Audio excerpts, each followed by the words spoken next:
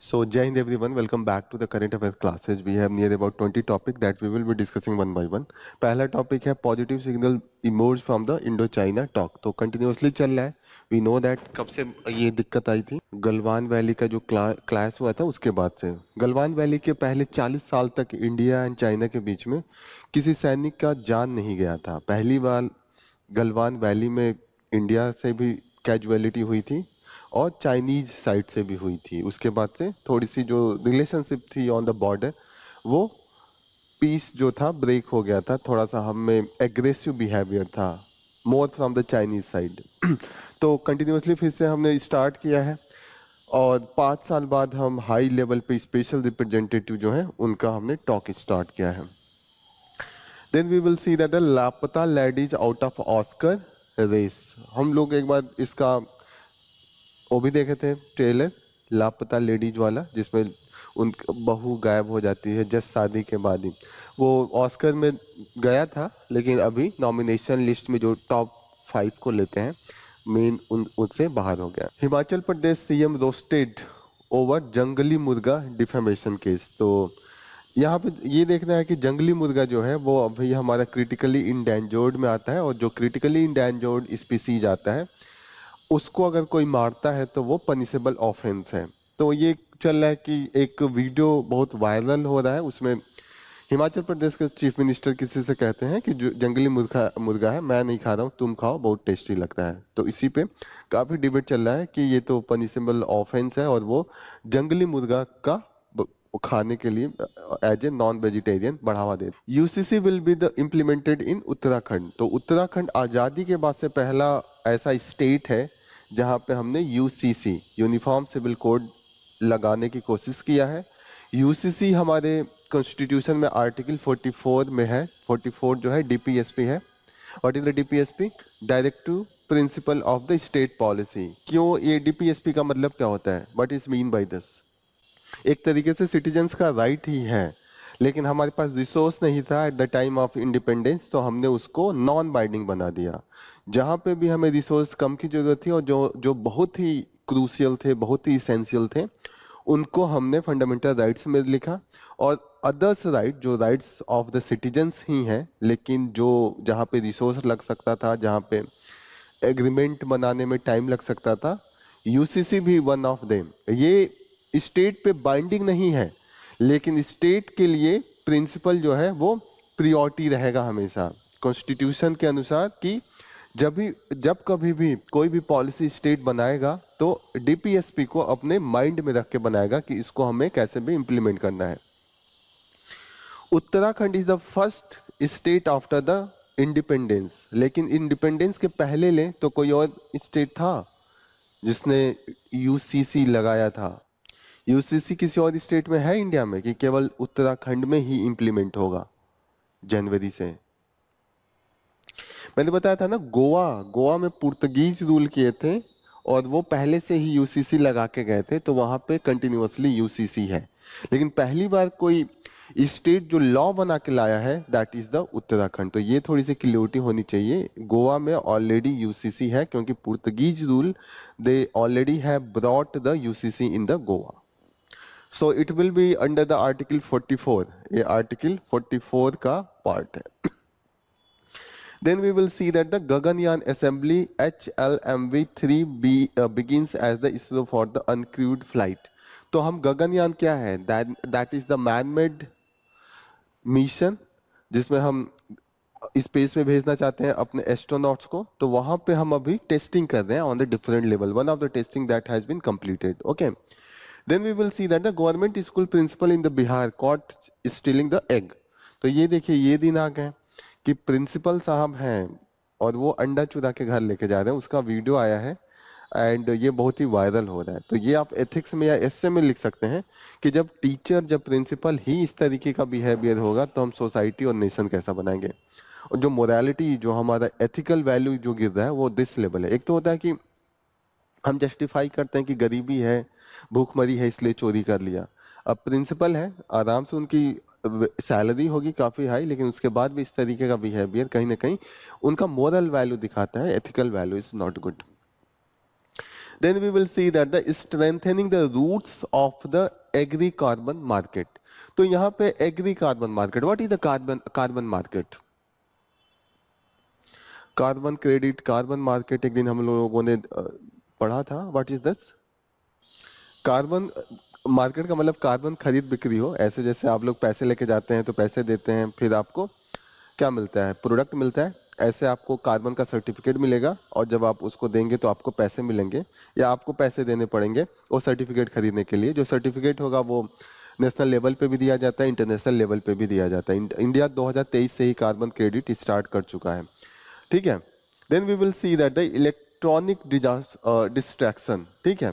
तो यहाँ पे है मेनली, यहाँ पे डिस्कशन हो रहा है कि इलेक्शन कमीशन को जो ईवीएम को लेके बातें हो रही है, वो कह रहे हैं कि इलेक्शन कमीशन से सिर्फ आप ईवीएम का मुद्दा उठाएंगे तो ये जस्टिफाइड नहीं है. लेकिन इलेक्शन कमीशन के अंदर कमियां बहुत हैं, लेकिन जो ईवीएम का मुद्दा है वो मुद्दा उतना ज्यादा जस्टिफिएबल नहीं है. वो कहीं ना कहीं पॉलिटिसाइज है कि जिस स्टेट में आप जीत जाते हैं तो कहते हैं ईवीएम सही है, जहां पे हार गए वहां पे कहेंगे ईवीएम में खराबी है. आप देखिएगा ईवीएम में खराबी का क्यों मुद्दा उठता है? जब अपोजिशन हार जाती है. महाराष्ट्र हरियाणा में हार गए तो ईवीएम खराब था, हिमाचल प्रदेश में जीत गए तो ईवीएम सही था. अभी ये बीजेपी 2024 के इलेक्शन में उतना अच्छा परफॉर्मेंस नहीं था, बीजेपी अपनी मेजोरिटी भी नहीं पा पाई है, तो उठाना चाहिए मुद्दा, लेकिन तब तो मुद्दा नहीं उठा. तो यही है कि जब आप इलेक्शन हार जा रहे हैं तो आप कह रहे हैं कि ईवीएम खराब है. लेकिन ऐसा नहीं है कि इलेक्शन कमीशन के साथ सब कुछ सही है. इलेक्शन कमीशन का जो रियल मुद्दा है वो उठाना चाहिए. जैसे इलेक्शन कमीशन ने अभी जो इलेक्शन कराए थे वो इस तरीके से शेड्यूल कर किए थे कि बीजेपी को बेनिफिट हो. जैसे महाराष्ट्र में जो इलेक्शन था वो फेजेज में थे, और इसलिए कि वहां पे अगर आप फेज में कर देते हैं तो जो बीजेपी की कैंपेनिंग है वो इंक्रीज हो गई थी, उसका इफेक्टिवनेस बढ़ गया था. ठीक है. तो जो शेड्यूलिंग है, जो टाइमिंग है, जो कई बार होता है कि मैनेजमेंट हो गया, वो कहीं ना कहीं election commission into the favour of the जो political party into the power है. तो वो कह रहे हैं कि जो सही मुद्दा है आप वो उठाइए तो ठीक है, वो जस्टिफाइड है. लेकिन ईवीएम का ही मुद्दा सिर्फ उठाते हैं तो जो सही का मुद्दा है जो उठाना चाहिए वो डाइल्यूट हो जाएगा. जैसे होगा ना कि भेड़िया आया भेड़िया आया, तो एक बार सच में भेड़िया आएगा तो लोग नहीं बिलीव करेंगे. तो सच में जो मुद्दा है वो उठाइए, जो सच में मुद्दा नहीं है सिर्फ आप पॉलिटिसाइज नहीं कर सकते हैं, वो यहाँ पे डिस्कशन में चल रहा है. Making affordable generic more reliable. तो यहाँ पे जेनेरिक क्या होता है? What is the generic medicine?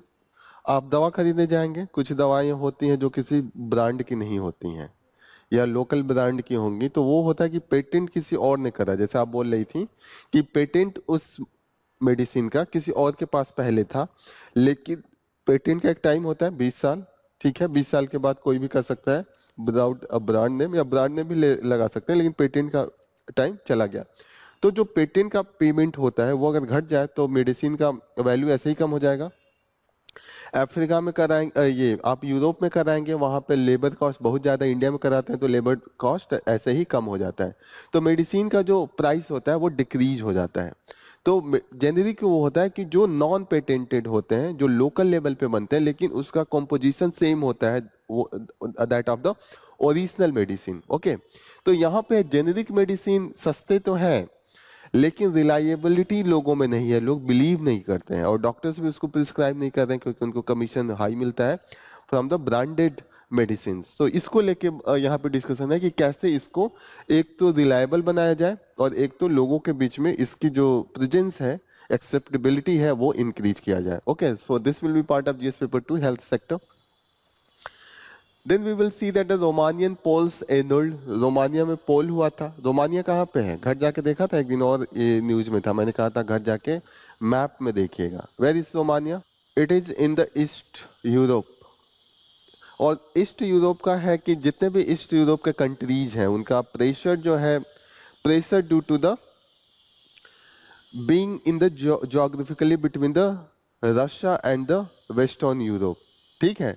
तो वो पिस के रह जाते हैं. होता है ना, इधर से प्रेशर होता है कि आप वेस्टर्न कंट्रीज का जो यूरोप है, खासकर यूके, फ्रांस, जर्मनी और यूएस का जो इन्फ्लुएंस है उसके अंडर में रहिए, और इधर से रसिया अपना प्रेशर बनाता है कि आप जो रशियन स्फीयर है उसमें रहिए. दोनों अपना अपना इन्फ्लुएंस करने की कोशिश करते हैं. इलेक्शन होगा तो ऐसा कोशिश करेंगे कि इस तरीके से फेवर किया जाए कि उनके फेवर वाला कैंडिडेट जीत जाए. होता है ना, किसी का बायसनेस होता है towards the Russian countries and किसी का बायसनेस होता है toward the US and the western countries, होता है ना। वेस्टर्न का मतलब western Europe. Are you getting? Georgia का यही दिक्कत है, अभी जो इलेक्शन हुआ था उसमें माना जा रहा था कि वहां पे जो इन्फ्लुएंस था वो रशियन इन्फ्लुएंस था और इसीलिए उसको लोगों ने विरोध करना स्टार्ट कर दिया है, ठीक है। Then we will see that the US congressional report on the COVID origin। अभी कोविड पे जो बहसबाजी कंटिन्यूअसली चलती है कि कोविड एक सेल्फ इवॉल्व हुआ था, कि आप किसी लैब में उसका रिसर्च कर रहे थे, कुछ आप वेपन बना रहे थे, बायोलॉजिकल वेपन, और उसके थ्रू वो बाहर लीक किया था और उसके थ्रू फैला था। तो अभी जो रिपोर्ट आ रहा है यूएस का ही रिपोर्ट है कि वो चाइना के वुहान इंस्टीट्यूट ऑफ वायरोलॉजी से हुआ था और उसका जो फंडिंग था यूएस भी कर रहा था फायदा उठाने के लिए। आप सोचिए, इतना गाली दे रहा था यूएस की, चाइना ने किया, चाइना जानबूझ के कर रहा था, लेकिन उसका फंडिंग देखिए, फंडिंग आ रहा है कहाँ से? यूएस से। और यूएस जानबूझ के फंडिंग कर रहा था कि जीन मॉडिफाई करके उसका वेपन के रूप में यूज करते हैं। जैसे होता है ना, आप बम गिराएंगे तो कहीं ना कहीं बिल्डिंग भी टूट जाएगा, तो आपको उतना फायदा नहीं होगा, फिर यहाँ पे राज करना होगा तो फिर बिल्डिंग बनानी पड़ेगी। उससे अच्छा कोई बीमारी फैला दीजिए, सारे लोग मर गए लेकिन बिल्डिंग सारी प्रॉपर्टी बच गई, तो आप आके कब्जा कर लेंगे। तो जो बायोलॉजिकल वेपन है दैट इज मोर फटल, कैजुअलिटी ज्यादा होगी लेकिन जो जीतेगा उसका फायदा होगा, उसका एक तरीके से। बायोलॉजिकल वेपन का ये भी यूज है कि आप चुपके से फैला सकते हैं, आप स्प्रेड करा दिए किसी किसी में वायरस को, किसी नदी में आप डाल दिए, फिर उस देश का पूरा अगर हो गया तो इकोनॉमिकली भी वो बहुत वीक हो जाएगा। हराना है तो इकोनॉमिकली इनस्टेबिलिटी आ जाएगी, सोशल इनस्टेबिलिटी आ जाएगा। तो कहीं ना कहीं हम जो अभी रिसर्च कर रहे हैं कि जीन मॉडिफाई करके चीज़ों को बदल के कंट्रोल करके हम चीज़ों को फैलाएं, खासकर डिजीज को, और उसका अपने जो एनिमीज कंट्रीज है उनके खिलाफ यूज करें, उसका एक तरीके से एक ये एग्जाम्पल था। Then we will see that the nature whispers women's unique connection with the environment. तो यहाँ पे ये जीएस पेपर 3 से भी रिलेटेड हो सकता है, इन्वायरमेंट से। जीएस पेपर 1 से भी रिलेटेड हो सकता है। कैसे जीएस पेपर 1 से कैसे रिलेटेड हो सकता है ये टॉपिक? ज्योग्राफी नहीं, वुमेन की बात हो रही है, सोसाइटी, ठीक है। तो विमेन्स का जो विमेन्स इंपावरमेंट में भी तो हो सकता है। तो नेचर और वीमेन्स अगर एक दूसरे को संभालें तो that will be much better. जैसे मेल है, मैस्कुलिनिटी होती है, तो कहीं ना कहीं वो डिस्ट्रक्शन की तरफ जाता है, लेकिन वीमेन वीमेन की डिपेंडेंसी भी नेचर से बहुत ज्यादा होती है। आप पुराने जमाने से ही देख लीजिएगा कि पानी लाने का काम किसका था? वीमेन्स का था। खाना, लकड़ियां इकट्ठा करके चूल्हा जलाने का काम वीमेन्स का था। तो कहीं ना कहीं वीमेन्स को लगता है कि फॉरेस्ट का कितना वैल्यू है, क्योंकि उनको लगता है ना खाना नहीं बनेगा अगर लकड़ी नहीं मैं इकट्ठा करूं, और वो नेचर के करीब होते हैं। उनमें जो होती है कि जो सॉफ्ट कॉर्नर होता है that is much more as compare to the male, ठीक है। तो इसीलिए कहा जाता है कि अगर ऐसा कोई सोसाइटी होता जहाँ पे विमेन्स के हाथ में पावर होता और उनको मेनली दिया गया होता कि नेचर को आप संभालिए, तो जो वीमेंस, जो ग्लोबल वार्मिंग है, जो क्लाइमेट चेंज है, वो इस स्थिति पे नहीं होता, वो बहुत कम होता if the women centric society होता। तो उसी पे ये पूरा डिस्कशन है। ऑल 17,130 पुलिस स्टेशन को हमने सीसीटीएन से लिंक किया है। सीसीटीएन के थ्रू हम डिजिटली ऑपरेट कर सकते हैं कि क्राइम कहाँ पे हो रहा है, कैसे हो रहा है, तो सब कुछ हम लोग डिजिटली डेटा रख सकते हैं, डिजिटली हम एफआईआर रजिस्टर्ड कर सकते हैं। तो उससे क्या होगा कि कोई भी इन्वेस्टिगेशन इजी हो जाएगा। जैसे आपको यहाँ पे कॉपी में लिख के या किसी नोटबुक में या किसी डायरी में लिख के आप मेंटेन करते हैं एफआईआर को, तो क्या होता है दिल्ली से किसी को आना हो तो वहां आके ले जाएगा ना वो फाइल, आप कुरियर कीजिए, पता भी नहीं रहेगा उसको, क्या पता है कि वहां के फाइल में क्या चल रहा है। लेकिन सब कुछ डिजिटली हो तो किसी मानिए कोई एक वांटेड आदमी है, उसको सर्च करना है, तो उसको पता चल जाएगा ना कि ये तो गोरखपुर के भी पुलिस स्टेशन में एफआईआर इसके खिलाफ है। तो कहीं ना कहीं इन्वेस्टिगेशन विल बी इजी, जो क्राइम होगा ट्रेसिंग इजी हो सकती है। इजी हो सकती है ना कि कहीं पे भी एक क्रिमिनल है, वो हो सकता है केरला में क्राइम करे, फिर आके नागालैंड में क्राइम करे, तो कहीं ना कहीं नागालैंड को कनेक्शन बनाते बनाते बहुत टाइम लग जाएगा, पूछते पाछते फोन करते। लेकिन अगर सब कुछ डिजिटली हो, उस आदमी का फोटो डाले, उस आदमी का नाम डाले, सर्च करे, तो देखा इस नाम का एक आदमी केरला में भी उसको सर्च कर रहे हैं, वहां पे उसका भी निकला हुआ है वारंट। आर यू गेटिंग ना? तो सीसीटीएन को हम से कहीं ना कहीं हमारे जो क्रिमिनल सिस्टम है वो स्ट्रांग होगा। इंडिया विजिट किसका है? Dissanayake. Who is the Dissanayake? President Sri Lanka. Good. तो ये देखिएगा कि अब इंडिया में आए थे, इंडिया के बाद अब वो कहाँ गए हैं, चाइना में। तो ये जितने भी इंडिया के नंबरिंग कंट्रीज हैं वो इंडिया चाइना को हमेशा बैलेंस करने की कोशिश करते हैं। वो दोनों से ही बना के रखते हैं कि इनसे भी फायदा ले लिया जाए, उनसे भी फायदा ले लिया जाए। ऐसे में इंडिया को काफी बैलेंसिंग, काफी सेंसिटिविटी से इस सब चीजों को डील करना होता है। ओके, क्योंकि कई बार होता है कि हम श्रीलंका से बिगाड़ भी नहीं सकते और श्रीलंका पे प्रेशर भी डायरेक्टली नहीं बना सकते, क्योंकि वो लगेंगे चिल्लाने कि अरे ये बड़े भाई के जैसे अपना दोस्त दिखा रहा है इंडिया। तो ये वैसे भी हम पे आरोप लगते रहते हैं। तो this will be part of GS paper 2, India Sri Lanka and Chinese angle इसमें आ जाएगा कि चाइना का जब भी एंट्री होती है तो वो चाइनीज एंगल से इन्फ्लुएंस होता है। Formulate policy to manage sacred group. What is the sacred group? Sacred group वो ये होता है कि मानिए जंगल में देखिएगा कोई कोई जगह होता है जहाँ पे माना जाता है कि ये एरिया में कोई पेड़ नहीं तोड़ेगा, कोई पत्ते नहीं तोड़ेगा, अगर उस एरिया में कोई भी पशु पक्षी या छेड़छाड़ नहीं करेगा, वो बहुत ही एक तरीके से रिलीजियसली या कस्टम कल्चरल रूप से बहुत ही, क्या बोलेंगे, सैक्रेड का मतलब पवित्र, हाँ पवित्र वन है। तो वहां पे माना जाता है कि वहां का देवता का निवास है। कोई हमारा हर कल्चर में होता है, खासकर अभी भी ट्राइबल कल्चर में वो होता है। जैसे यहाँ पे भी है कुछ जगह जहाँ पे, जैसे तरकुलवा पहले जंगल ही था, सैक्रेड ग्रोव के ही जैसे था। यहाँ पे बुढ़िया माई का है ना, तो वो भी तो जंगल के अंदर है। तो कहीं ना कहीं उसी टाइप का जो है, लेकिन वो ये अलग है। यहाँ पे तो देवी देवता का कर देते हैं ना, वहाँ पे होता है पूरे जंगल को ही वो as a god, as a मतलब सैक्रेड पर्सन या सैक्रेड एक पर्सनालिटी के रूप में देखते हैं। तो वही सुप्रीम कोर्ट ने कहा है कि कहीं ना कहीं इसका भी आप प्रॉपर तरीके से मैनेज कीजिए, क्योंकि वो अगर सैक्रेड ग्रुप किसी को डिक्लेयर किया जाता है तो वहां पे इंटरफेरेंस मना हो जाती है। सैक्रेड ग्रुप का एक और फायदा होता है कि वो कल्चर से चला हो जाता है कि इसको छेड़छाड़ नहीं करना है। तो वहाँ पे डाइवर्सिटी ज्यादा होती है, कोई वहाँ पे ह्यूमन एक्टिविटी नहीं होती है। अब चीजों को अपने आप ग्रो होने दीजिए, तो वहाँ पे जितने भी ओरिजिनल जीव जंतु हैं वो फलते फूलते हैं। क्योंकि जहाँ पे ह्यूमन इंटरफेयर करता है वहाँ पे क्या यूज करेगा, केमिकल यूज करेगा, पेस्टिसाइड यूज करेगा, जाएगा गाड़ियों से, तो नीचे जो भी जीव जंतु रहते होंगे वो कहीं ना कहीं उन पे इम्पैक्ट आता होगा। तो वो ज्यादा ओरिजिनल फॉर्म में होते हैं sacred group. Bangladesh high court cancel death for the ULFA chief. तो उल्फा चीफ परेश बरुआ को अभी डेथ का था लेकिन अभी हटा दिया। उल्फा असम में जो सेपरेट असम की बात हो रही थी उसका वो लीड कर रहे थे। उल्फा एक इंसर्जेंट ग्रुप था, अभी इसको हमने टेररिस्ट ग्रुप के रूप में डिक्लेयर किया है। तो अभी एग्रीमेंट भी है। अभी आप देखिएगा कि जो हमारा सिटीजनशिप एक्ट भी है वो भी कहीं ना कहीं इन्फ्लुएंस हुआ था असम में, जो इंसर्जेंसी हुआ था। असम में इंसर्जेंसी क्यों हुआ था?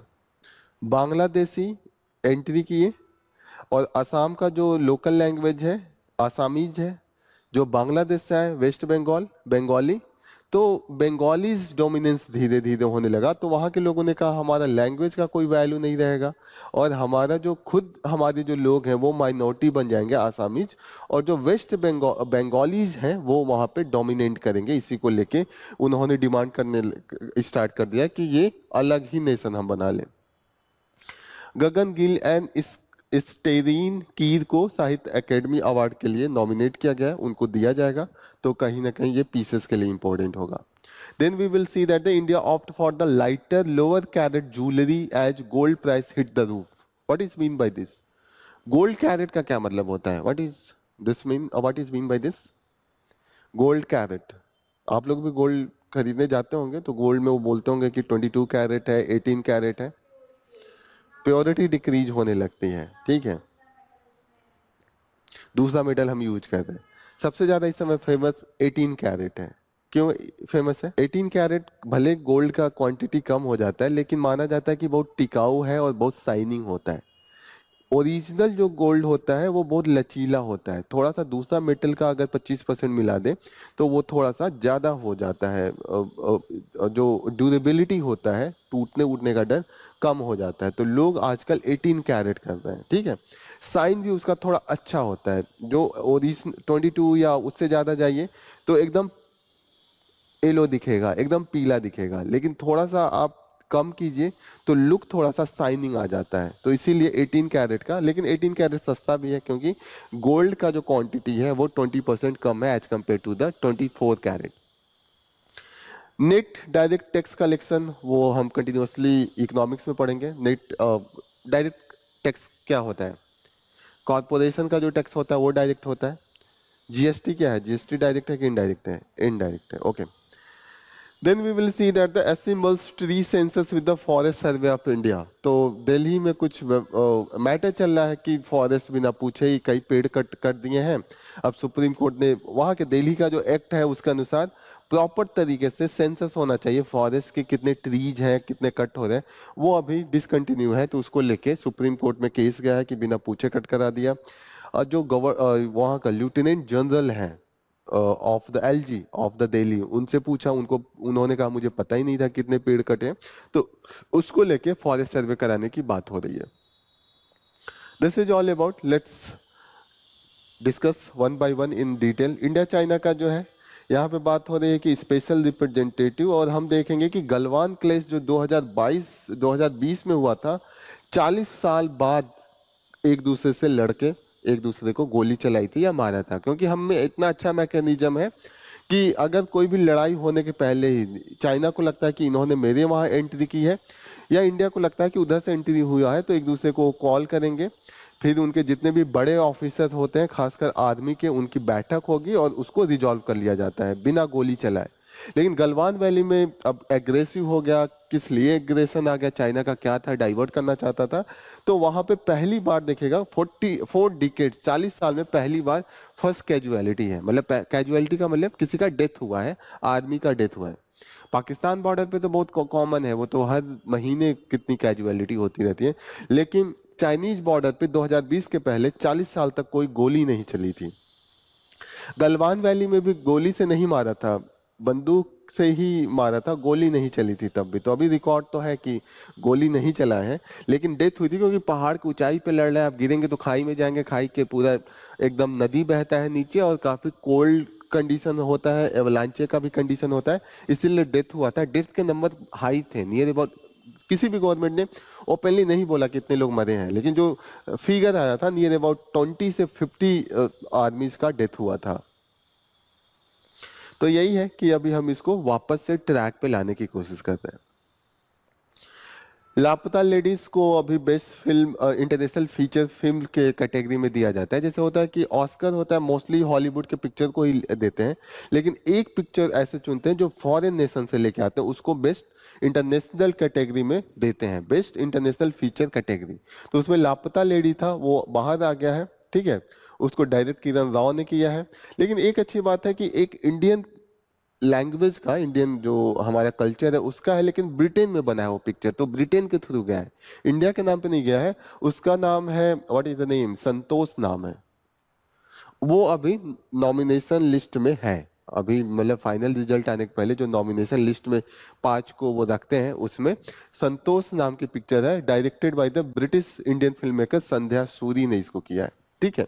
तो देखते हैं, मिलेगा तो फिर हम लोग पीसेस के लिए पढ़ेंगे, अभी से देखते रहेंगे तो हमें याद करना इजी होगा। संतोष इंडियन नेम, इंडियन जो हमारा इंडियन कल्चर है उसके बेसिस पे है।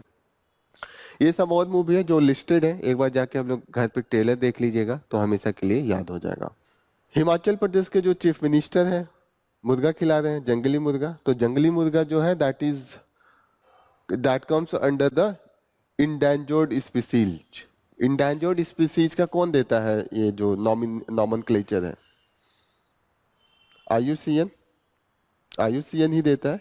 उसमें हमने डिफरेंट कैटेगरी पढ़ा था, extinct, extinct in the wild, critically endangered, endangered, vulnerable, list concert. तो जो इंडेंजर्ड होता है मतलब उनकी संख्या काफी तेजी से कम हो रही है, और ऐसे में जो शेड्यूल 1 में आ जाते हैं वहां पे पनिशेबल ऑफेंस हो जाता है, मारना या खाना, कोई सी भी तरीके का अगर उनका आप यूज कर रहे हैं उस पर्टिकुलर स्पीसीज को, तो वो एक्सेप्टेबल नहीं है, पनिशेबल है। UCC will be implemented in Uttarakhand, 1 जनवरी से स्टार्ट करने जा रहे हैं। UCC is good for any society, but the thing is that कि यूसीसी के पहले हम कंसेंसस बनाना चाहते थे कि हर एक कम्युनिटी एक्सेप्ट करे, ठीक है।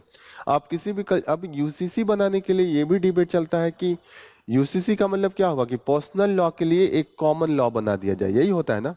तो आप कॉमन लॉ मानिए, कहीं आप कॉमन लॉ बनाएंगे तो मानिए चार धर्म का चार तरीके का लॉ है।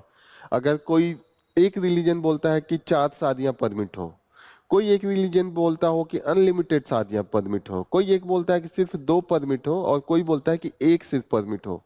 तो अगर आप एक वाले को कर देते हैं तो कहीं ना कहीं आप इस वाले को इम्पोज कर रहे हैं ना।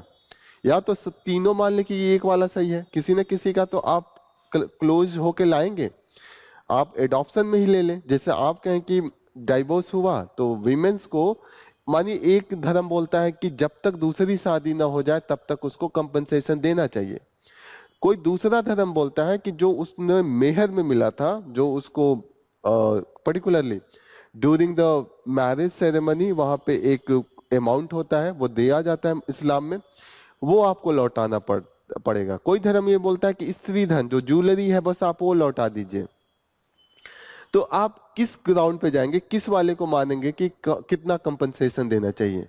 तो ऐसे था कि इसीलिए कि डिबेट था कि हमारा अच्छा है, हमारा अच्छा है, हमारे अनुसार बनाओ। जब यूसीसी की बात होती है तो सारा रिलीजन ये क्लेम करने लगते हैं कि हम मोस्ट मॉडर्न है और हमारे जैसे आप बना दीजिए। तो होता है ना कि कैसे, तो डिबेट स्टार्ट हो जाता है हमारा हमारा करने के चक्कर में। तो इसीलिए यूसीसी पे कंसेंसस नहीं बन पा रहा था। ठीक है, ये था कि ग्रेजुअली हम फेज मैनर में एक एक करके बना रहे थे। ऐसा नहीं है कि लॉ बन नहीं रहा था, लॉ को धीरे धीरे हम ला रहे थे। जैसे विमेंस की ही कंपनसेशन की बात हो रही थी, तो डाइवोर्स के बाद एक कॉमन जो था क्रिमिनल प्रोसीजर कोड, उसके अनुसार हम ला दिए थे। लेकिन यही था कि एक प्रॉपर तरीके से आप अभी ये भी लेके आए तो एक डिबेट और चलता है कि जो ट्राइबल है उनका तो कस्टम अलग है ना, तो उनके लिए आप कैसे इंपोज करेंगे, वहां पे भी डाइवर्सिटी है तो वहां से भी विरोध हो सकता है। तो इसीलिए अभी तक इसको ये माना गया था कि हर एक लीडर, हर एक कम्युनिटी से लीडर आके अपने कम्युनिटी को समझाए और एक कंसेंसस बना के आप यूसीसी ला सकते थे। दिस इज गुड, किसी भी सोसाइटी के लिए UCC is good, but the thing is that the way you are going to implement the thing. UCC किस आर्टिकल में है? 44 अभी लिखा था, article 44 is associated with the UCC. Human rated launch vehicle Mark 3, this is we are tested, और यहाँ पे ये है this is for the maiden uncrewed flight। अभी हमने इसमें इंसान बैठा के नहीं करा है, एस्ट्रोनट्स बैठा के अब करेंगे। पहले ऐसे उड़ा के देखते हैं कि उड़ रहा है कि नहीं, फिर दोबारा हम उसमें एस्ट्रोनट्स को बैठा के देखेंगे। टेस्टिंग चल रही है, तो one of the testing is this, and this is done by the Satish at the Satish Dhawan space centre into the Sriharikota. Okay, yes 200 Motors will now involve the assembly segment. ये सब डिटेल्स है कि क्या क्या यूज हुआ है, तो ये एक बार आप लोग देख लीजिएगा। Escape system element, what is this escape system element? जैसे प्लेन चलता है, एरोप्लेन में क्रू होते हैं जो चलाते हैं, जो वहां पे सर्व करते हैं। क्रू का मतलब हो गया those who are operating. Escape का मतलब क्या होता है? बच जाना, निकल जाना। सिस्टम एलिमेंट कोई सिस्टम है, मतलब जब एस्ट्रोनट्स जाएंगे, पता चले कि उनका इंजन खराब हो रहा है, तो आराम से जिंदा बच के निकल जाए और लैंड कर जाए, वही वाला सिस्टम है क्रू एस्केप सिस्टम। होता है ना कि मानिए एंट्री कर रहे हैं, जो हमारा लेके जाएगा जेट वो वापस भी लेके आएगा।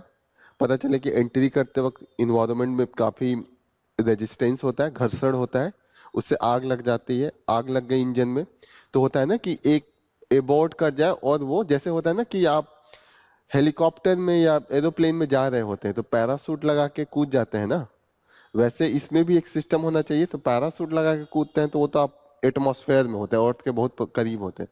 अब आउटर स्पेस में है तो वहां पे भी एक सिस्टम चाहिए ना जो अर्थ में एंट्री करा दे, तो वो सिस्टम होगा क्रू एस्केप सिस्टम, होगा ना। तो ये सब की टेस्टिंग अभी हो रही है। ऑर्बिटल मॉड्यूल, ऑर्बिटल का मतलब होता है जो चारों तरफ चक्कर लगाएगा, वो मॉड्यूल।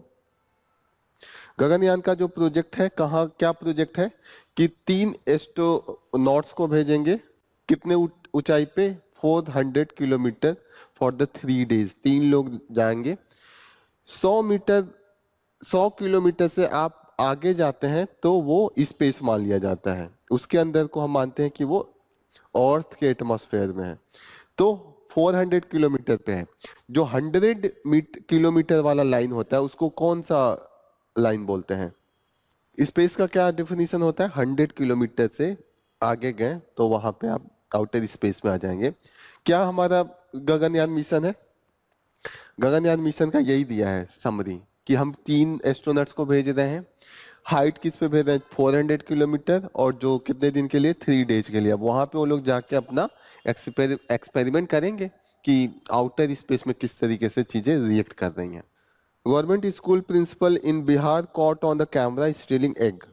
तो you can see that what is the moral value कि प्रिंसिपल साहब अंडा चुरा रहे हैं। वीडियो दिखा देता हूँ, बहुत इंटरेस्टिंग वीडियो है।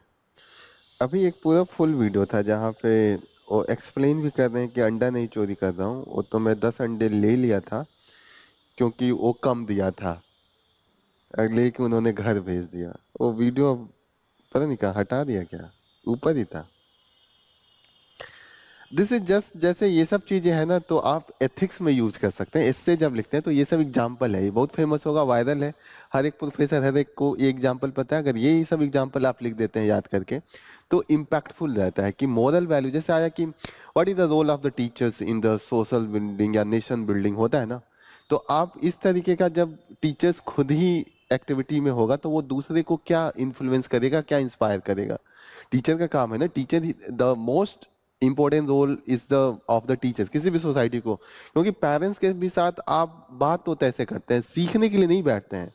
स्टूडेंट टीचर के सामने सीखने के लिए 2-2 3-3 घंटे बैठता है कि वो बोलेगा मैं सीखूंगा। आज गेटिंग ना, पेरेंट्स के साथ आप भले ज्यादा टाइम रखते हैं लेकिन बैठ के आप 2 घंटा नहीं कहते कि मम्मी पापा जब हमें सिखाइए 2-3 घंटे। आज गेटिंग ना, तो वो सालों साल चलता है। प्राइमरी लेवल पे चलता है आपका, फिर आपका स्कूलिंग लेवल पे चलता है, फिर कॉलेज में आप जाते हैं, ग्रेजुएशन में जाते हैं, पोस्ट ग्रेजुएशन में जाते हैं, तो ये प्रोसेस चलता रहता है। तो कभी भी एक सोसाइटी, तब आप देखिएगा जो भी अच्छे नेशन हैं, आप स्वीडन को ले लीजिए, नॉर्वे को ले लीजिए, एजुकेशन वहाँ का टीचर्स का जो वैल्यू है वो बहुत ज़्यादा हाई है।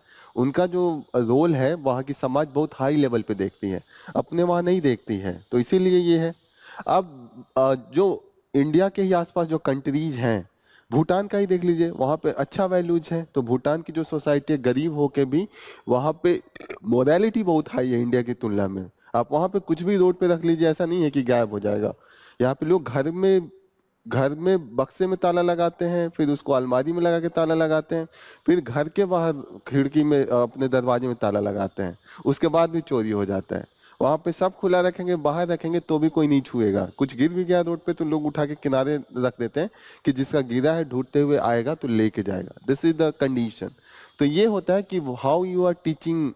और ये भी नहीं है यहाँ पे कि कोई भूखमरी से पीड़ित आदमी चोरी कर रहा है। प्रिंसिपल गवर्नमेंट स्कूल का ऑलरेडी कुछ नहीं होगा तो 60-70 हजार होता है, और गांव में 60-70 is more than sufficient to live a good life. तो उसके बाद भी क्या है, मोरालिटी एंड एथिक्स नहीं है, इसीलिए ऐसी चीजें होती हैं। Next important news that we are going to take is the section 6A of the citizenship act. What is the citizenship act? Citizenship act simple सी बात है, सिटीजनशिप किसी को लेना है, उसका लॉ कैसे क्या प्रोसेस होगा, that is the citizenship act है। ऑलरेडी कॉन्स्टिट्यूशन में near about we have, constitution एक बार ओपन करूं, we have article 5 to article 11 that is associated with the citizenship. ठीक है, तो article 5 start with the citizenship at the commencement of the constitution. This is given under part 2। Part 1 में क्या बात हो रही है? पार्ट 1 क्या बोलता है कि जो हमारा कंट्री होगा, नेम होगा, इसकी बाउंड्रीज कहाँ तक होगी, स्टेट्स कौन होंगे, this is under the part 1। Part 2 is of the citizenship. Part 3 fundamental rights and part 4 DPSP. Simple सी चीज है। ओके, तो 5 से स्टार्ट हो जाता है सिटीजनशिप, और इसी में जो कॉन्स्टिट्यूशन ही पावर दे देता है पार्लियामेंट को कि parliament to regulate the right of citizenship by the law. तो अगर कोई भी लॉ सिटीजनशिप से बनाना है that will be given by the parliament. तो पार्लियामेंट ने इसीलिए एक लॉ बनाया, उसका नाम था सिटीजनशिप एक्ट। ठीक है, सिटीजनशिप एक्ट जो है अलग से पार्लियामेंट ने बनाया है, लेकिन सिटीजनशिप के लिए ऑलरेडी कॉन्स्टिट्यूशन में भी प्रोविजन है। इंडिया में जो है वो सिंगल सिटीजनशिप है, डुअल नहीं है। क्लियर है ना?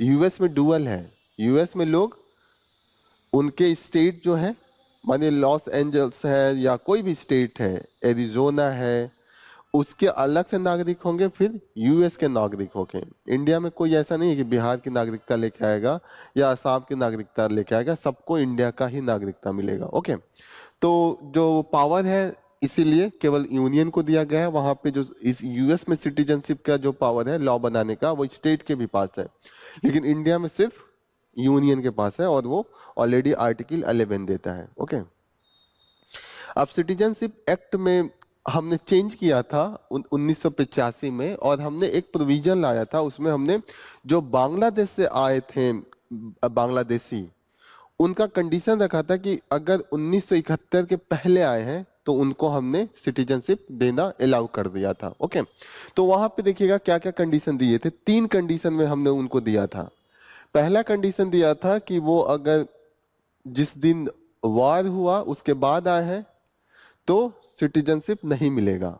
25 मार्च 1971 के बाद आए हैं तो सिटीजनशिप नहीं मिलेगा। इलीगल माइग्रेंट्स उनको घोषित किया जाएगा, उनको डिटेन भी किया जा सकता है, और उनको वापस बांग्लादेश भेजा जा सकता है। ठीक है, लेकिन इन्होंने ये बोला कि 1966 से 1971 के बीच में अगर कोई आया होगा तो वहां पे सिटीजन हम दे देंगे अगर वो 10 साल यहाँ पे रहा है। ठीक है, और 1966 के पहले अगर कोई आया हो तो उसको आते ही दे देंगे। 3 कंडीशन है। एक में है कि 1966 के पहले, इसलिए क्योंकि आजादी के बाद से काफी एक दूसरे से लड़ाई हुई थी, पार्टीशन में काफी वायलेंस हुआ था, लोगों को पता ही नहीं है कि कौन सा चूज करे, इंडिया चूज करे कि पाकिस्तान चूज करे।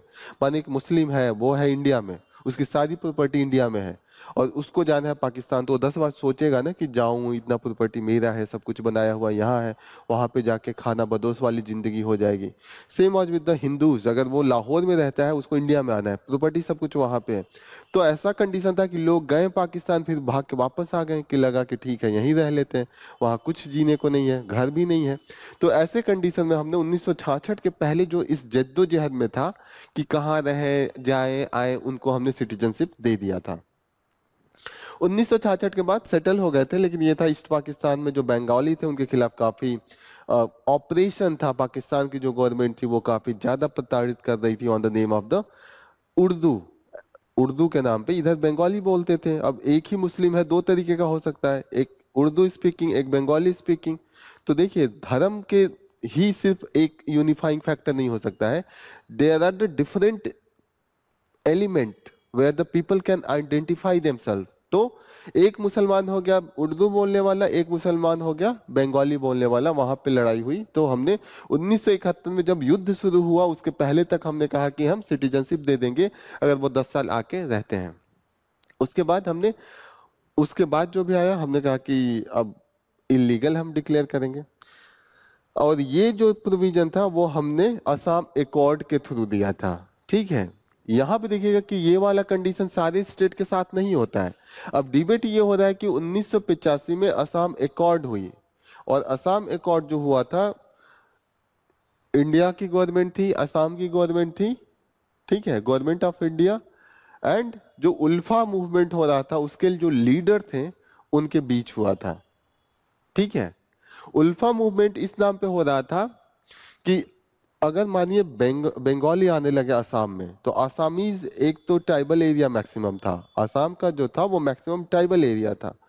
लैंड भी अगर बांग्लादेश की तुलना में देखें तो बहुत छोटा था। ठीक है, अब मानिए एक वहां पे 1 करोड़ आसामीज हो, बांग्लादेश की टोटल पॉपुलेशन मानिए 30 करोड़ हो, मान लीजिए 20 करोड़ हो। अब वहां पे लड़ाई झगड़ा स्टार्ट हो गया, लोग भागने लगे। अब भाग भाग के वो असम में आने लगे। अब असम में 3 करोड़ बंगाली आ गए। तो अब मेजोरिटी कौन हो गया? अब इलेक्शन हो गया तो किसकी गवर्नमेंट बनेगी? 3 करोड़ आ गए बंगाली। अब अपने ही स्टेट में किसके अंडर में ये जी रहे हैं आसामीज? बंगाली के अंडर में, क्योंकि आसामीज पॉपुलेशन ज्यादा हो गया। अब बंगाली गवर्नमेंट होगी, वो कोई भी पॉलिसी बनाएगी तो किस लिए बनाएगी? आसामीज को, बंगाली को अपने ध्यान में रख के बनाएगी ना।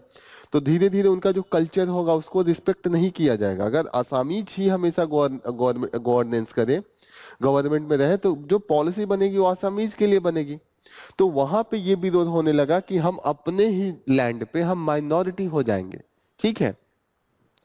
तो वो कह रहे थे कि इंडियन गवर्नमेंट प्रमोट कर रही, इंडिया गवर्नमेंट चाहती थी कि एक तरीके से बांग्लादेश को कैसे भी एक तरीके से सेपरेट किया जाए, तो जो बांग्लादेशी थे उनके साथ हम अच्छा रिलेशन बनाना चाहते थे।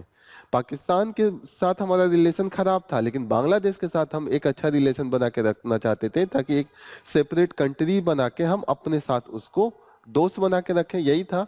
तो हमने अलाउ कर दिया, क्योंकि अगर हम उनको रोकते तो फिर हमारी लड़ाई जो वहां की गवर्नमेंट होती उससे हो जाती। तो इसके विरोध में जो आसामी से वो कहने लगे कि आपस में पॉलिटिक्स के कारण आप हमारा इंटरेस्ट नहीं देख रहे हैं, और हमारा खुद की जो माइनॉरिटीज जो इंडिया के अंडर में है, माइनॉरिटीज को हमने किस आर्टिकल के थ्रू प्रोटेक्शन दिया है?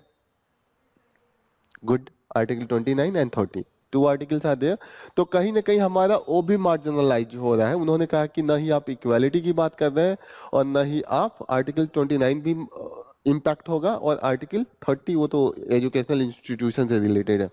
खासकर जो स्क्रिप्ट लैंग्वेज बचाने की बात हो रही है वो आर्टिकल 29 में हो रही है। तो ये दोनों ही मार्जिनलाइज हो गए। अब एकॉर्ड हो गया। अब एकॉर्ड के थ्रू जो सिटीजनशिप हमने बिल चेंज किया था एक्ट में, वो सेक्शन 6 लेके आए थे। सेक्शन 6 ही वो जो 3 प्रोविजन था वो लेके आया कि अगर 1971 के पहले अगर आप आए हैं तो आपको दे दिया जाएगा। दो कंडीशन था, एक में था 1966 के पहले आए हैं तो कंप्लीट, 66 से अगर 71 के बीच में आए तो 10 साल आप रहिए तो आपको सिटीजनशिप दे दिया जाएगा। क्लियर हो रही है ये चीजें?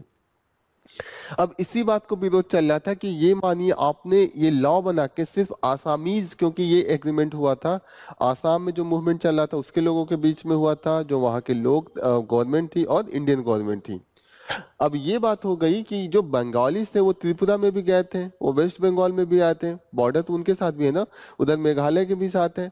तो आप जो लॉ बना के एक जगह के लोगों को सिर्फ आप प्रोटेक्ट कर रहे हैं, तो कहीं ना कहीं आर्टिकल 14 भी तो वायलेट हो रही है। जो और भी स्टेट्स हैं, वेस्ट बंगाल, मेघालय, त्रिपुरा एंड मिजोरम, उनके साथ भी बॉर्डर है बांग्लादेश के का। और आर्टिकल 14 क्या कहता है? Equality before law, equal protection of law and equality before law. तो कहीं ना कहीं ये दोनों को आपने इम्पैक्ट किया। इसी ग्राउंड पे यहाँ पे केस किया गया था कि जो सेक्शन 6 ऑफ सिटीजनशिप एक्ट है वो वैलिड नहीं है। चीजें समझ में आ रही हैं? गवर्नमेंट ने एक्ट बना लिया, लोगों ने केस किया कि ये जो एक्ट सेक्शन 6 है वो स्पेशल प्रोविजन दे रहा है, वो डिस्क्रिमिनेट कर रहा है और स्टेट्स की तुलना में आसाम के जो लोगों को।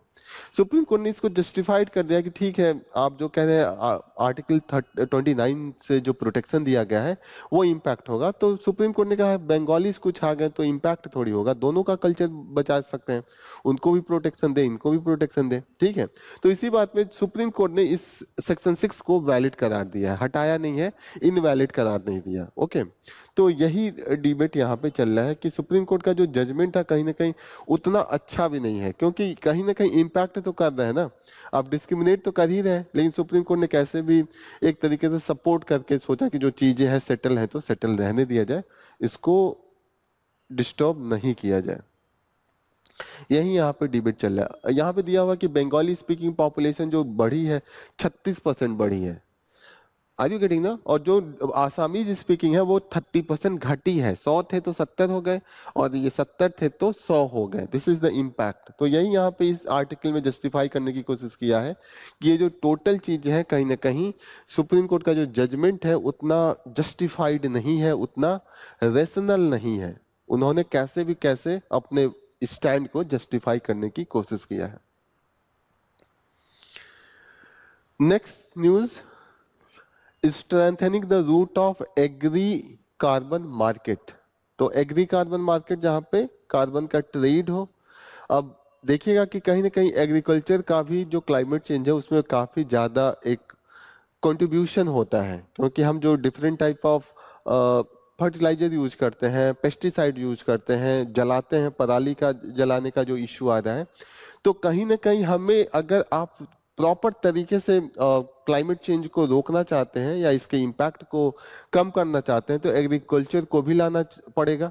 लेकिन अब एग्रीकल्चर पे आप डायरेक्ट बैन लगा देंगे किसी चीज को करने से तो फूड सिक्योरिटी खतरे में आ जाएगी। तो उसके लिए क्या है कि सस्टेनेबल एग्रीकल्चर किया जाए, जो फार्मिंग हो वो प्रॉपर तरीके से हो और वो इम्पैक्ट निगेटिवली ना हो, ना ही इन्वायरमेंट को हो और ना ही फूड सिक्योरिटी को हो। आर यू गेटिंग ना?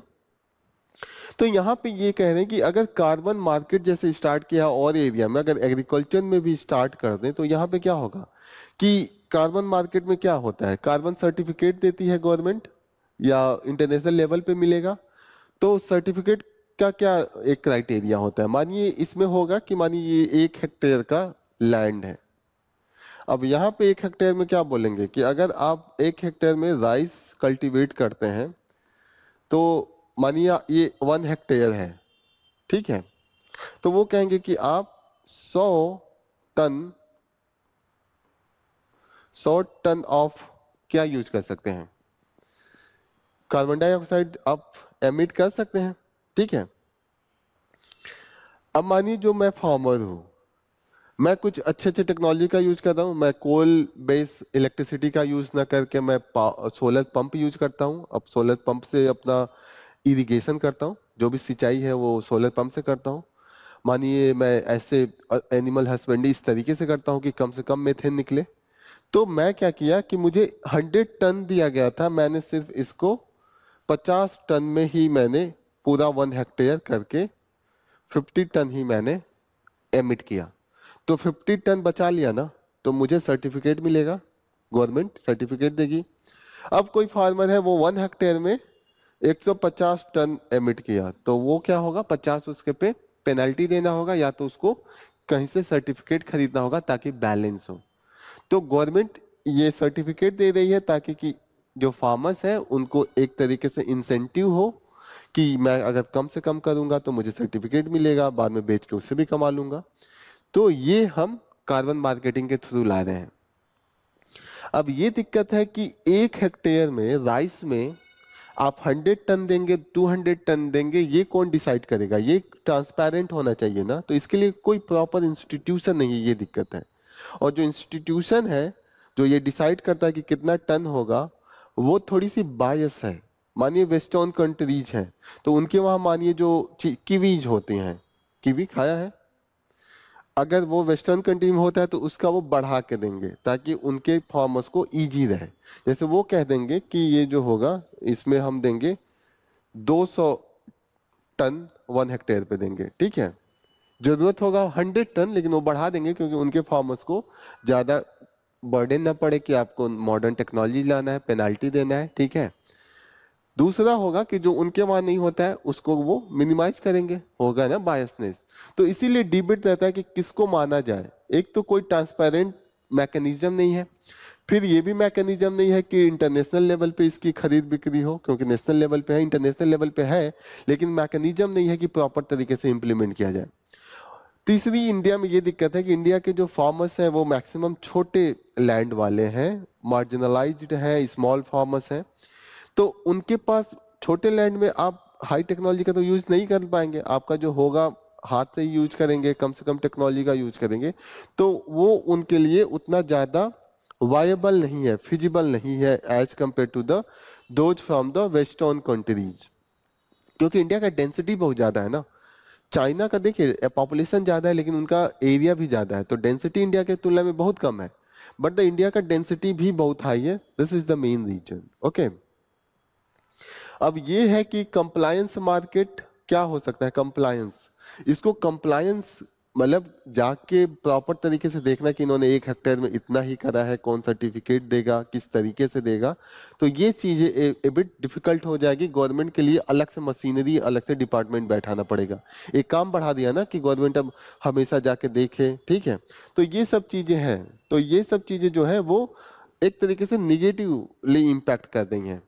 अभी COP 29 हुआ है, कहाँ पे हुआ है बाकू, कल एक क्वेश्चन भी था, ठीक है।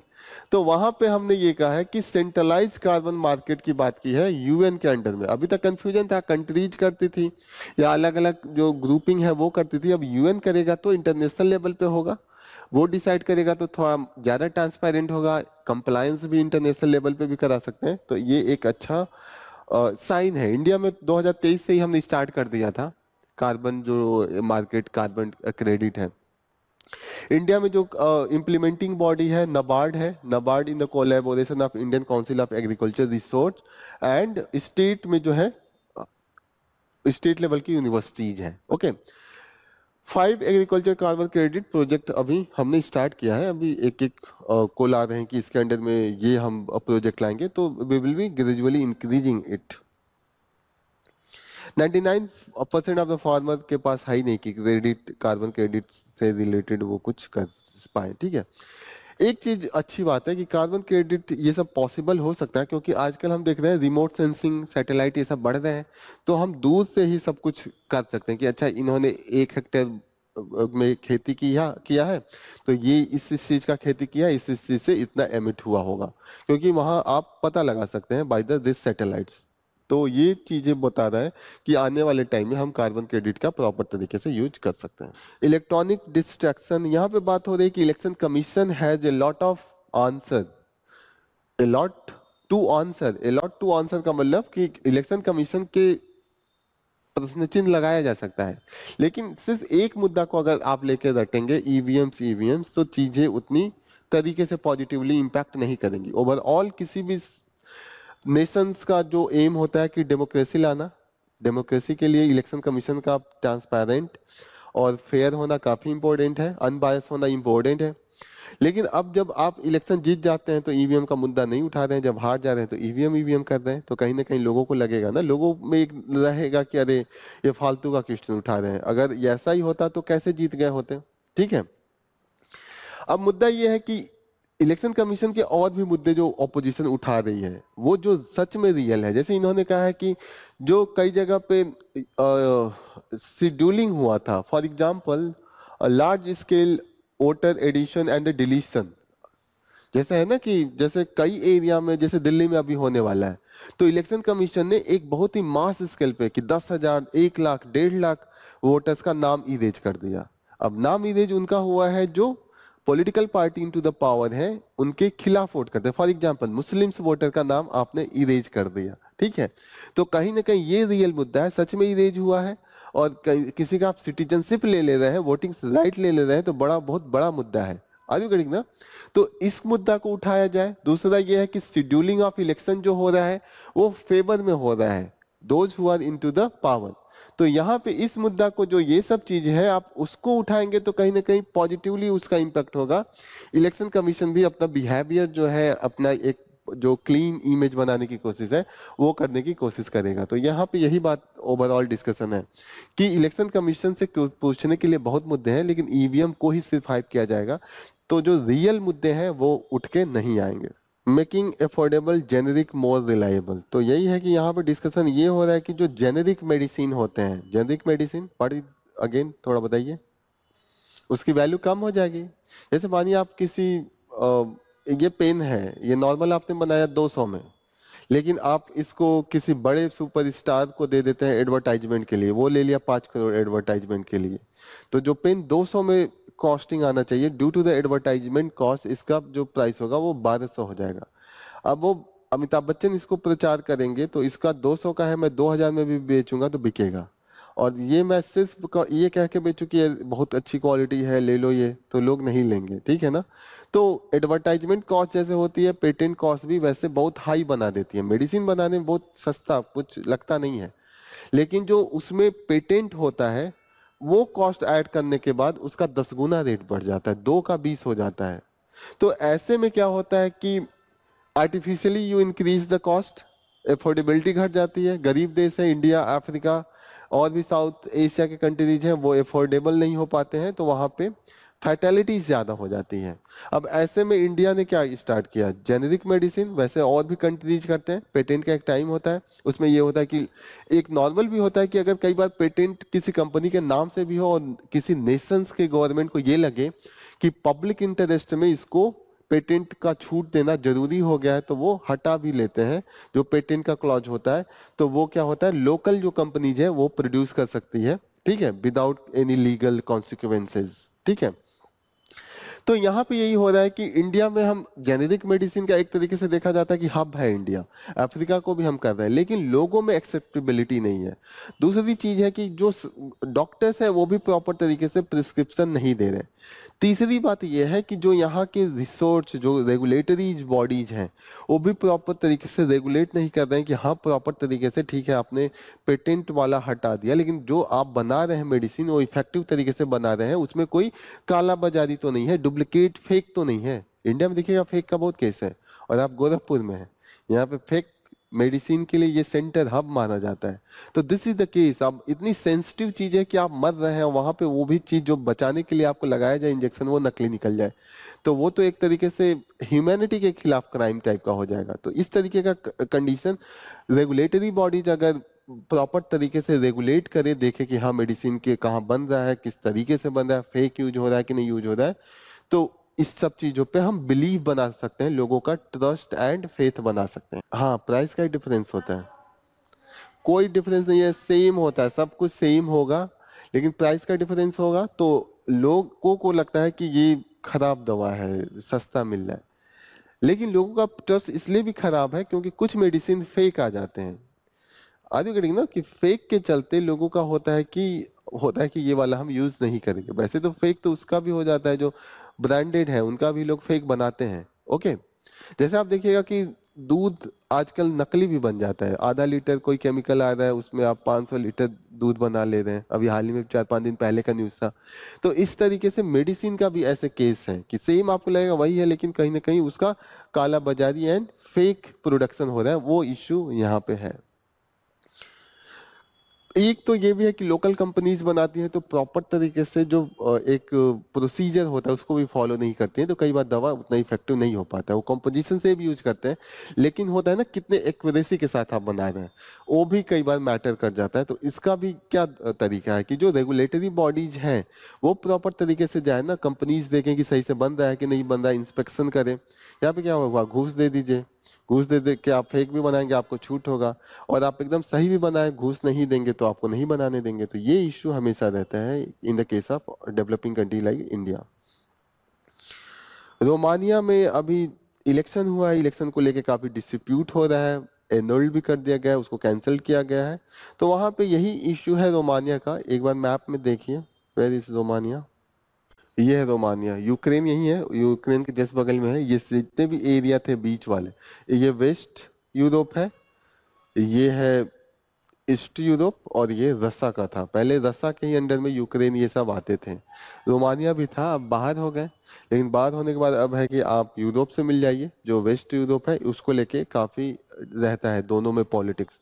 अब देखिए ज्योग्राफी का भी पॉलिटिकल इम्पैक्ट होता है। ज्योग्राफी है, अगर ये कंट्री किसी और ज्योग्राफी पे रहता तो ये वाला दोनों के बीच में पिस नहीं रहा होता, क्योंकि इसका एकदम बीच में है। तो इधर रस्सा अपना इन्फ्लुएंस लाना चाहता है, यूक्रेन ये सबको, और इधर से वेस्ट जो है फ्रांस, जर्मनी, ये लोग अपने इन्फ्लुएंस में लाना चाहते हैं। ओके, यही है कि नाटो एंड यूए का मेंबरशिप के लिए प्रेसिडेंट ने इस पे बनाया है कि ये ना हो, और पुतिन चाहते हैं कि ना जाए, यूरोप चाहता है कि नाटो एंड यूए का मेंबरशिप ले ले। इन जो इम्पैक्ट हुआ था, ये कहा जाता है कि जो सोशल मीडिया है उसको इस तरीके से इन्फ्लुएंस किया है रसा ने, कि जो कैंडिडेट प्रो था रसा का, उसके ज्यादा दिखाया गया, उसके व्यू को ज्यादा बढ़ा दिया गया। होता है ना कि आप सुपरस्टार बनाना चाहें, और जिसके पास पैसा है उसका आप पूरा चला दीजिए कुछ डिजिटल मीडिया पे, तो वो ऐसे ही उसकी पिक्चर चल जाएगी। उससे अच्छा भी कोई पिक्चर बनाया हो उसका नहीं चलेगा, तो लोगों को पता ही नहीं चलेगा। तो जो व्यू था वो कन्वे किसका ज्यादा कर दिया गया, who was in the pro to the Russia. तो लोगों के पास जो अच्छी अच्छी कहानियां जाएगी उस पर्टिकुलर कैंडिडेट के बारे में, वो इन्फ्लुएंस कर देगा। यही इन्फ्लुएंस यहाँ पे आया है। What did the US congressional report on the Covid origin find. तो ये यहाँ पे है कि अभी एक रिपोर्ट आया है यूएस के असेंबली में, जो उनका लेजिस्लेचर है, वहां पे इन्होंने कहा है कि जो कोविड-19 का फैला था चारों तरफ, जो पेंडेमिक था, that was from the leakage from A lab, और लैब का नाम था Wuhan institute of virology, WIV। Wuhan is in the China. एक बार आप लोग थोड़ा सा उसको लोकेट कीजिएगा कि वुहान कहाँ पे है। अब ये यहाँ पे एक बहुत ही इंटरेस्टिंग आया है कि इसका जो फंडिंग हो रहा था, funding was from the US national institute of the health. अब सोचिए क्यों कर रहे थे? Gain of the function. Gain of the function का मतलब होता है कि जेनेटिकली इस तरीके से मॉडिफाई कीजिए, जेनेटिकली अल्टर, अल्टर का मतलब होता है मॉडिफिकेशन ऑर्गेनिज्म को, to give the additional function like enhance transmissibility and infectivity, कि ज्यादा से ज्यादा इन्फेक्ट करे, ज्यादा तेजी से इम्पैक्ट करे। तो ये सब चीजें हम मॉडिफाई करके करते हैं, और उससे क्या होता है, वो बीमारी जब तेजी से, बहुत लोग बीमार हो जाएंगे और ज्यादा से ज्यादा इन्फेक्ट होगा तो कैजुअलिटी रेट बढ़ेगी, वहां का जो पब्लिक हेल्थ सिस्टम होगा वो फेल कर जाएगा। यही यहाँ पे मेन था। Gain of the function resource, ये पॉइंट आप लिख लीजिएगा, गेन ऑफ फंक्शन रिसोर्स। उसमें मॉडिफिकेशन हम इस तरीके से करते हैं कि उसका जो एडिशनल फंक्शन होता है वो बढ़ जाता है। Nature whispers women unique connection with the environment. यहाँ पे मेन डिबेट ये चल रहा है कि विमेन्स का जो कनेक्शन होता है with the environment, that is more close, they can comprehend the environment in much better way, और they can protect the environment in a much safer way। और एक तरीके से सस्टेनेबिलिटी जो है वो women's के अंडर में अगर देखा जाए, environment का केयर दिया जाए तो वो बेटर होगा। तो यही यहाँ पे है कि जो ग्लोबल वार्मिंग, आप किसी भी चीज की बात करते हैं, वो कहीं ना कहीं मेल डोमिनेटेड जो मैस्कुलिनिटी होती है, जो हम पावर दिखा के हर चीज को कंट्रोल करना चाहते हैं, उसके कारण है। तो यहाँ पे टोटल डिस्कशन यहीं पे है कि जो मैस्कुलिनिटी ऑफ द वाइल्डनेस है मेल का, उसका इम्पैक्ट निगेटिवली ज्यादा जाता है। आगे इन्होंने दिया है कि इंडिया में जो फीमेल का अगर होता तो दे हैव द मोर कनेक्शन, क्योंकि हम ट्राइबल अब बहुत पहले से ये देखते हैं कि विमेन्स का जो है, आप पहले ही देख लीजिए, जो चाइल्ड बर्थ होता है तो केयर कौन करता है? विमेन करते हैं। और मैक्सिमम उन्हें लगता है कि this is the naturally survival कहाँ से होगा, अगर हम नेचर्स के बहुत करीब रहें तो वही होगा। तो ये सब चीजें यहाँ पे डिस्कस हुई हैं। ऐसे में आप इसका यूज अच्छे से कर सकते हैं। डिसा नायक के अभी ये इंडिया में आए थे, अभी गए हैं वहां पे, तो वहां पे भी इन्होंने मैरीटाइम रिसर्च एंड डेवलपमेंट के लिए उनसे साइन किया है चाइना से। तो कहीं ना कहीं बैलेंसिंग एक्ट इनका स्टार्ट हो गया है। कोई भी हो आएगा कहीं ना कहीं बैलेंस करने की कोशिश करता है। CCTN, this is the crime and criminal tracking network and system. यहाँ पे ये होता है कि आप डिजिटली सब कुछ हैंडल करेंगे, इससे क्या होगा, इन्वेस्टिगेशन इंक्रीज, स्पीड इंक्रीज होगा, और हम इजी तरीके से जो कोलैबोरेशन होता है, कोऑर्डिनेशन होता है इंटर स्टेट, थाने के बीच में, डिस्ट्रिक्ट के बीच में, वो हम बढ़ा सकते हैं अगर we are going for the crime and criminal tracking network and the system. ठीक है, यही इन्होंने डिस्कस किया है कि किस किस स्टेट्स में इन्होंने 100% कर दिया, near about 100% CCTNS deployed across the 28 state and the 8 जो हमारा यूनियन टेरिटरीज है। Parliament installed over the Shah Ambedkar remark, तो काफी ये डिबेट मुद्दा है इस समय। पार्लियामेंट चलने नहीं दिया गया है, कल का और आज का भी इसी नाम पे, कि अमित शाह ने अभी अपने स्पीच में अभी चल रहा था कि glorious years of the constitution, 75 years of the constitution making जो हमारा है। तो उन्होंने कहा कि आजकल लोग अम्बेडकर अम्बेडकर अम्बेडकर चिल्ला रहे हैं, इतना फैशन हो गया अम्बेडकर का नाम लेना। अगर अम्बेडकर के जगह पे किसी भगवान का नाम इतना ले तो उन्हें स्वर्ग में जगह मिल जाए। तो वही डिबेट अभी चल रहा है कि अब लोग अपोजिशन वाले कह रहे हैं कि हाँ, दलितों के लिए तो अम्बेडकर भगवान ही है, क्योंकि उन्होंने राइट दिलाया, इतने सालों से तो भगवान तो राइट नहीं दिला पाए। ये जो डिफरेंट मूवमेंट हुआ under the Ambedkar, Periyar and Gandhi ji और द कांग्रेस, तो उसके कारण ही मिला। तो उसी पे है कि आपने कैसे बोल दिया। अमित शाह कह रहे हैं कि हमने, मेरा मतलब ये नहीं था। ठीक है, जो भी चल रहा है वो मुद्दा पॉलिटिकल है। सैक्रेड ग्रुप्स, सैक्रेड ग्रुप्स का मतलब होता है कि जंगल का ही कोई ऐसा जगह जहाँ पे हम बहुत ही पवित्र मानते हैं, वहाँ पे कोई भी ह्यूमन इंटरफेरेंस मनाही होती है। ये कल्चरल रूप से बहुत लंबे टाइम से आ रहा है। होता है ना कि आप ट्राइबल एरिया में जाइएगा तो वो कहीं कहीं नहीं जाने देते, आप अपने भी एरिया में जाइएगा तो, जैसे मैंने एग्जांपल दिया तरकुलहा देवी, या आप कहीं पे भी जंगल एरिया में चले जाइए, एक देवी ये स्थान होता है। तो ये तो ऐसे हिंदुआइज है, लेकिन हिंदुआइज आप हटा दें तो ट्राइबल जो है, ट्राइबल में भी ये कॉन्सेप्ट है कि वो किसी पहाड़ को ही अपना पवित्र स्थान मान लेंगे। जैसे हमने नियामगिरी पढ़ा था ना एक दिन, खोंड ट्राइबल्स, नियामगिरी एक पूरा पहाड़ को बॉक्साइट माइनिंग के लिए दे दिया था, एक जो साउथ कोरियन कंपनी था। सेम ऐसे हर एरिया में है, तो वहाँ पे जो है groups, they have the very important role. तो ये इन्वायरमेंटल रूप से इसलिए वो क्रूशियल हो जाते हैं, क्योंकि वहाँ पे जो ऑर्गेनिज्म होता है वो अपने ओरिजिनल स्टेज में होता है। बाहर आप देखिए हमने इन्फ्लुएंस कर दिया, जैसे हमने एक जंगली मुर्गा पढ़ा है ना, और जो नॉर्मल मुर्गा है, बहुत डिफरेंस आ जाएगा बिहेवियर में। जो जंगल के अंदर भैंस रहता है उसका बिहेवियर ओरिजिनल जो हमने डोमेस्टिकेटेड कर दिया है, जैसे कुत्तों को हमने डोमेस्टिकेटेड कर दिया, तो आजकल कपड़ा वपड़ा पहना देते हैं हम लोग, प्रॉपर तरीके से उनको बिस्किट खिला रहे हैं, तो उनका फूडिंग वूडिंग जो भी है वो बदल दिया ना। लेकिन ओरिजिनल जो है उनका बिहेवियर बहुत अलग होगा, जिस तरीके से वो बिहेव करते हैं। तो जो सैक्रेड ग्रुप इसलिए भी इंपॉर्टेंट हो जाते हैं क्योंकि हमने इंटरफेयर नहीं कर दिया, यहाँ ओरिजिनल तरीके से वो ग्रो किए हैं, इवॉल्व किए हैं, तो ओरिजिनल स्टेज में, तो वहाँ पे हम काफ़ी कुछ लर्न कर सकते हैं कि अच्छा ओरिजिनली ऐसे चीज़ें इवॉल्व होती हैं। जैसे आप जंगल ही हो लेकिन अलाउ कर दीजिए, आप अलाउ कर दीजिए टाइगर देखने के लिए, तो जाके वहाँ पे पूरा बिस्किट विस्किट खिलाना स्टार्ट कर देंगे, अपने तरीके से इन्फ्लुएंस करते हैं। ये इन्फ्लुएंस जो सैक्रेड ग्रुप होते हैं वहाँ पे नहीं होता है। उल्फा के जो चीफ हैं परेश बरुआ, उनको डेथ एंड लाइफ सेंटेंस वाला था, तो ये लाइफ सेंटेंस चेंज कर दिया है, डेथ का था अभी लाइफ सेंटेंस किया। United liberation front of Asom, Asom Gana Parishad भी एक वहाँ का पॉलिटिकल ऑर्गेनाइजेशन है।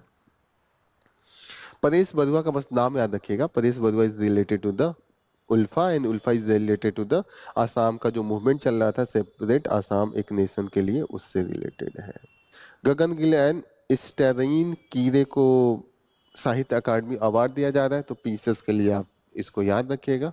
जिस दिन वो मिलेगा उस दिन और डिटेल में आर्टिकल आएगा, तो उस दिन हम लोग प्रॉपर तरीके से पढ़ा जाएगा। अल्थिम मोल्स, मोल्स का मतलब विचार करना। Tree census with the Forest Survey of India's help, forest Survey of India की हेल्प से ट्री सर्वे करवाना चाहते हैं। ये मुद्दा मेनली है दिल्ली का, दिल्ली में एक एक्ट है वो पावर देता है, Delhi preservation of the trees act 1994, और वहां पे ट्री सर्वे की भी बात हो रही है। अब ट्री सर्वे कैसे कराएं, बहुत दिनों से हो नहीं रहा था, वहां पे ट्रीज का जो नंबर है कंटिन्यूसली डिक्रीज किया है, उसके लिए जो सुप्रीम कोर्ट ने बोला है कि अब कोशिश करते हैं कि फॉरेस्ट सर्वे ऑफ इंडिया का हेल्प लेके एक बार काउंटिंग करा दें कि सच में कितना कट के हुआ है। Net direct taxes collection rise हुआ है, तो ये डेटा दिया है तो उतना इम्पोर्टेंट नहीं है, बस ये जानिएगा जो कॉर्पोरेट टैक्स होता है that is a type of the direct tax. Security transaction tax भी डायरेक्ट टैक्स होता है। सिक्योरिटी ट्रांजेक्शन, इनकम टैक्स भी डायरेक्ट टैक्स होता है। तो इनकम टैक्स पर्सनल लेवल पे होता है और ये सब जो है वो बिजनेस लेवल पे होते हैं। जूलरी का यहाँ पे दिया हुआ है कि इंडिया में जो जूलरी है वो लोअर कैरेट इंक्रीज हो गया है, कि जो कंजप्शन होता है, क्योंकि एक रेट काफी इंक्रीज हुआ है गोल्ड का इधर बीच। इस समय कितना चल रहा है, 80-85 चला गया है ना, बीच में 50 था 2-3 साल पहले, 50,000 से 80 पे 50 था ना 2020 वाले में जब कोविड था, 50 के नीचे गिर गया था, 49 भी आया था, अभी 80 हो गया है। तो इसी को लेके है कि लोग अब ज्यादा low carat, lighter and low carat को प्रीफर कर रहे हैं। लेकिन यहाँ पे ये दिया है कि मानी 22 कैरेट गोल्ड होता है, तो इसमें प्योरिटी कितना है 92%, 91.7।